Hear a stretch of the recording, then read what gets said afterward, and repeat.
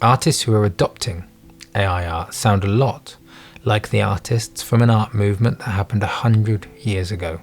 Back then was the birth of Futurism. And Futurism stated that the world had been enriched by a new beauty, a beauty of speed. A racing car adorned with great pipes like serpents of exploding breath is more beautiful than the victory of the Samatharis, they said. And how's this for a quote from the Manifesto of Futurism in 1909? Just apply it verbatim to art made with AI art platforms in the mid-2020s.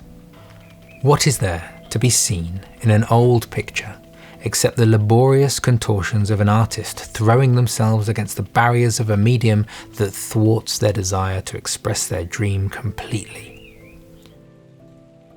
That's a really powerful quote in defense of AI art. The problem is, it's not true. The barriers are still up. The medium is thwarting your desires. The developers of these tools are not producing just the medium. They are the moral arbiters of how you can use them.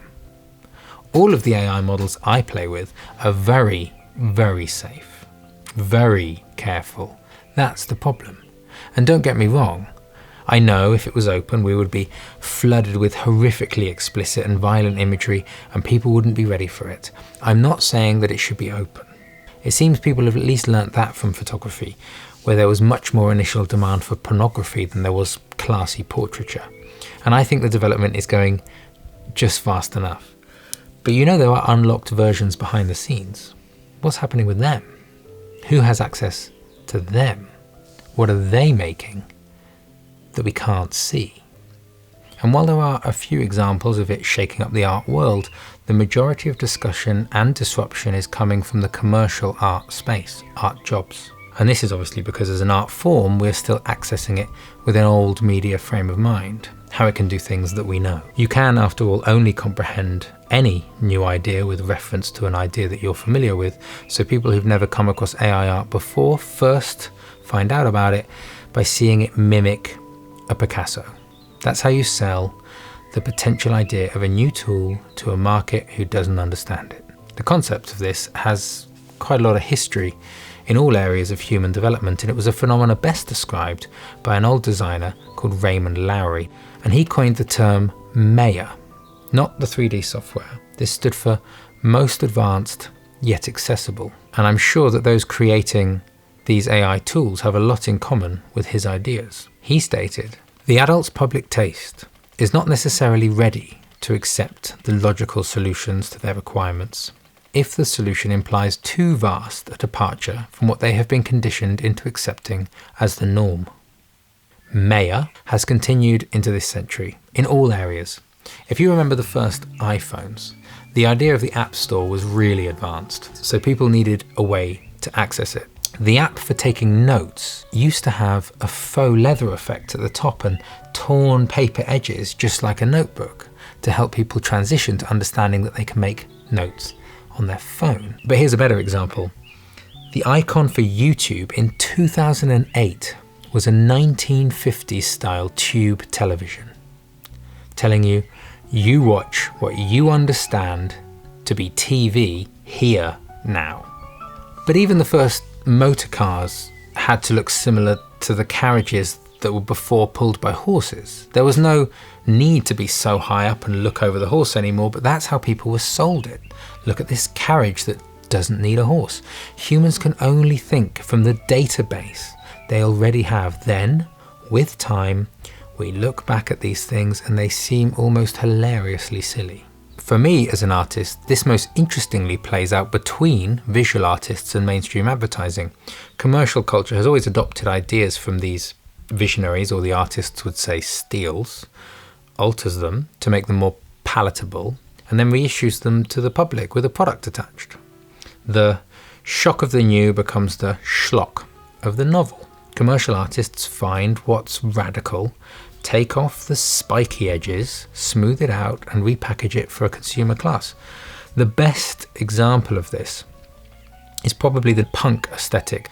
It was a total, literal tear-up of all the rules of art and design, of music, a complete anti-establishment aesthetic. Now, on British biscuit tins in Asda. I'm not saying this is good or bad. I'm not blaming it on any economic system. I'm just saying it happens. There is this cycle, and it plays over and over, that fringe art, if presumed to have any influence, will gravitate to or be pushed towards the centre, become common, get overused and drained of impact, and then seem harmless, with little cultural memory of how powerfully it came into the world.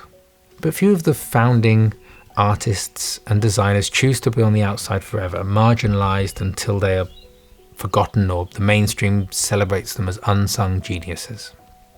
This linking of artist and commerce has carried artists to professional heights, but left them dependent, perhaps troublingly, upon the client's societal values and needs.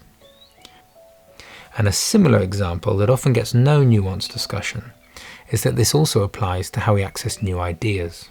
And this is an important one, but a very sensitive one.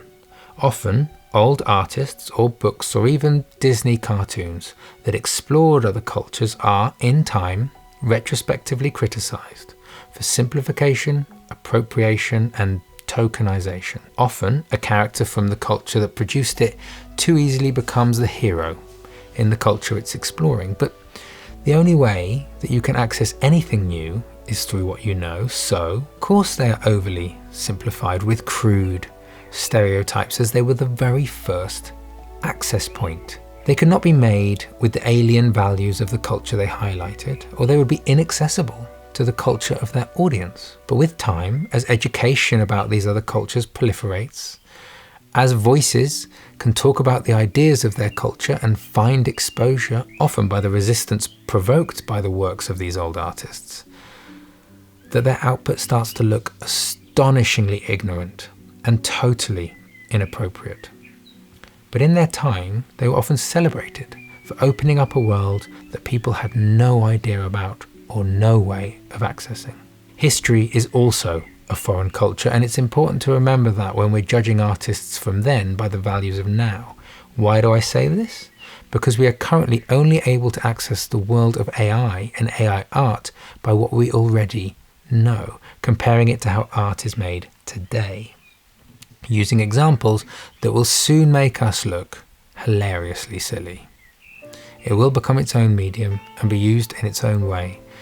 One issue is that we are also now having to navigate a culture that has become very sensitive to new and nuanced ideas. My problem is I can't see the fringe artists that are stress testing the system anymore, trying to move it in interesting directions. Each generation, each new medium should push against the ideas of the culture before it, see how it comes up wanting against the ideas of a new age. However, the cozy cafes and corner community conversations, the fringe art shows, if you like, of the digital space, don't seem to exist. Crowded out, modded out, and community guidelined out. If you want to share interesting art online, you have to go through platforms like Instagram, DeviantArt, ArtStation, Reddit, Discord, YouTube, Twitch, all of which immediately censor and silence or dump into the darkness of the algorithm anything that pushes against the current moral consensus. You may say, good. Morality on what's appropriate will shift again, and it shifts always. It always has, by exposing new ideas, having light shone on them in public, being openly tested, pushed and resisted, restabilized or toppled. If you don't do that, then things grow in the shadows. And then a culture is shocked when a quiet, unseen majority finds an outlet, often via a very outspoken personality, or more simply and powerfully, at the ballot box. Normally, artists have been quite involved in these cultural shifts, but I don't really see them involved now. Young digital artists or traditional artists trying to get traction in the digital space need to have already adopted the ideas of M.A.Y.A to even share their art, because to get seen in the digital space you have to already be advertiser friendly. There are also few cross-generational spaces online.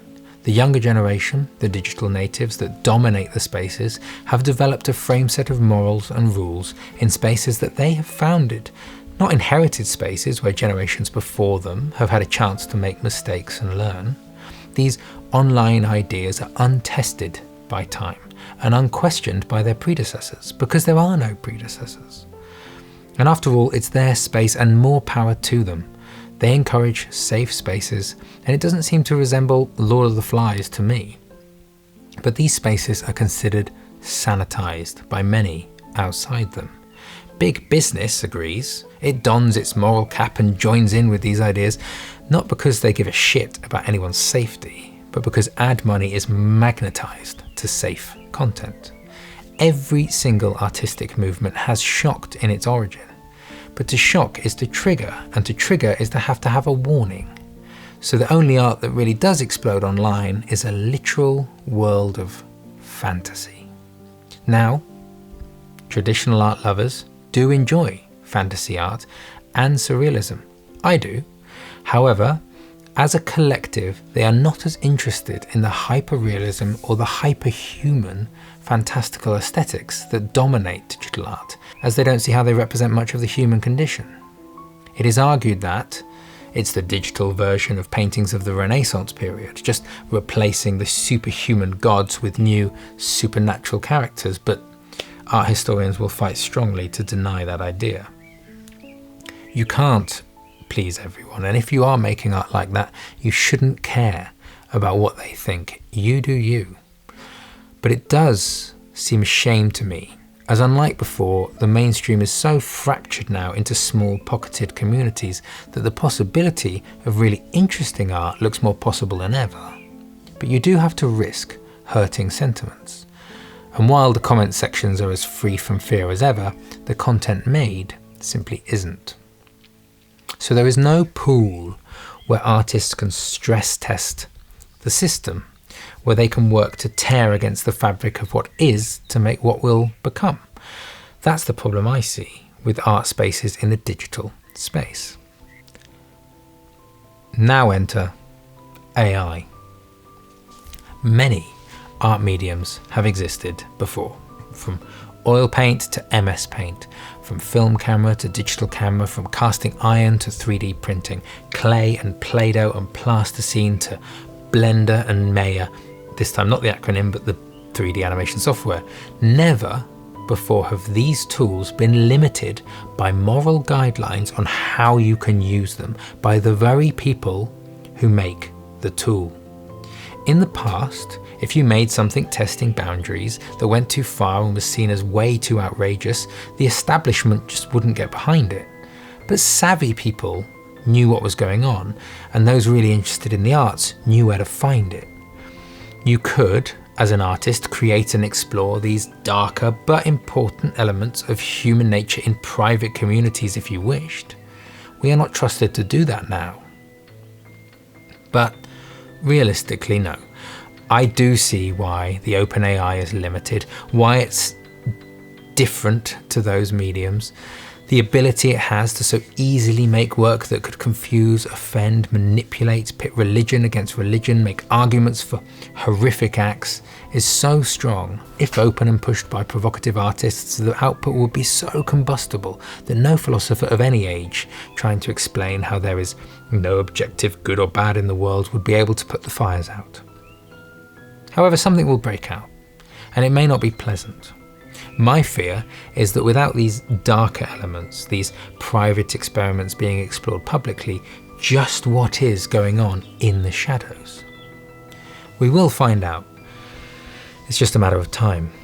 And if AI is too overwhelming, I want to try as best I can to explore ideas about how art, AI or not, has historically helped at times like this, why it's so dismissed now, and why people's ideas about art are so confused and watered down, and why I think we need a renaissance perhaps more than ever, and I do think one is coming. The discussions are just beginning, so I hope you join me for them. Cheers.